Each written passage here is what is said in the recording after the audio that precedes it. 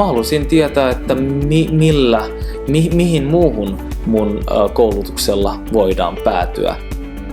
Mentorointi on ennen kaikkea ideoiden antamista ja näkökulmien laajentamista. Ja pystyy ehkä vähän miettimään myös, että miten mä tuon ilmi niitä osaamisalueita, jotka ehkä muuten jäisi piiloon, niin mä osaan tuoda nyt niitä paremmin niin kuin esille. Siinä alkoi niin kuin nähdä enemmän mahdollisuuksia, kun yleensä ajattelee aina, että ei minulle näin, mutta siinä tuli sellainen tunne, että ehkäpä tuossa voisi olla jotain.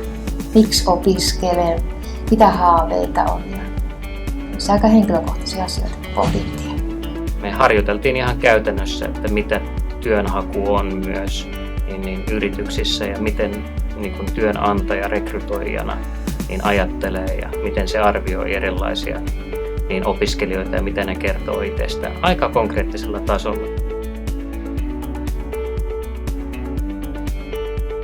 Tämä voisi olla tapa tutustua ihmisiin, jotka pohtis tiettyjä asioita, mitkä mua pohditutti yhdessä. Ryhmämentoroinnissa niin opiskelijat keskenään vaihtaa mielipiteitä ja näkemyksiä, niin se yleensä antaa heille itselleen paljon enemmän kuin mitä niin tämmöinen vanha fabu voi heille niin sanotusti oman elämänkokemuksensa perusteella niin sanoo. Siis siinä tutustuu tavallaan aktoreihin eli omiin opiskelukavereihin paljon syvällisemmin. Niiden kanssa keskustelee niin kuin erilaisista työmahdollisuuksista, kaikilla on omat ideat. Ryhmä ennen kaikkea siinä on se, että ryhmän kanssa huomaa, että muut painii niiden samojen asioiden kanssa.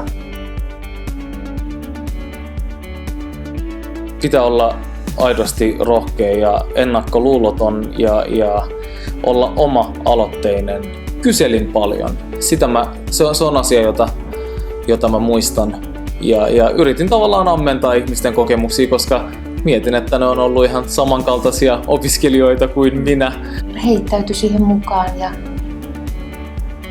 toi niitä omia ajatuksiaan ja kuunteli toisia ja tuki toisia. Mentoroitavat niin pannaan siinä työhön.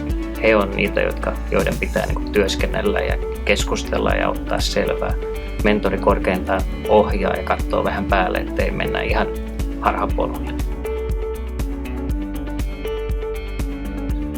No, hän osasi kuunnella niin todella tarkasti ja arvostavasti ja jotenkin hän oli sellainen henkilö, että aisti sen, että hän halusi kannatella meitä.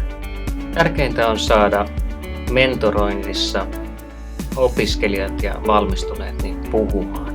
Mä sanoisin, että toisaalta semmoinen kanssakeskustelija, jonka kanssa sitten pääsee vaihtamaan ajatuksia.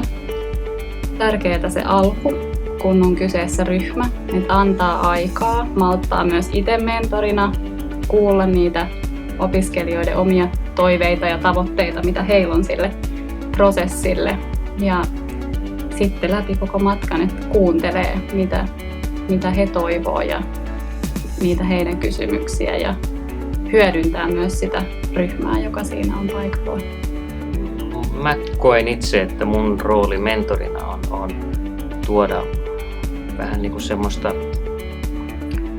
totuutta ja näkemystä sieltä työelämästä, joka ei välttämättä kaikille opiskelijoille ole ihan selvää, että mitä siellä vaaditaan. Saa paljon hyvää neuvoa ja tulee myös tosi paljon itseluottamusta siitä, että kyllä minäkin pystyn. Uskallettiin sanoa vaikka haaveita ääneen ja mihin tähtää ja mitä voisi vielä tehdä. Mä lähdin mentoriksi ennen muuta sen takia, että mulle tuli semmoinen olo, että mä haluaisin antaa jotakin takaisin. Mentorointi on ensinnäkin hauskaa. Kaikki aika, mitä siihen mentori panee, niin tulee niin kuin energiana takaisin. Että on se pistänyt pohtimaan myös niitä omia valintoja ja omia polkuja, mitä on tässä ehtinyt mennä. Se laajensi mun ajattelumaailmaa. Ja sitten sai myöskin kuvaa siitä, että minkälaisia vaatimuksia työmarkkinoilla on ja työelämässä on. Sain siitä ihan valtavasti niin kuin henkistä pääomaa. Epäilys on turha, että kyllä siihen kannattaa ryhtyä. Jokainen opiskelija on ryhmämentoro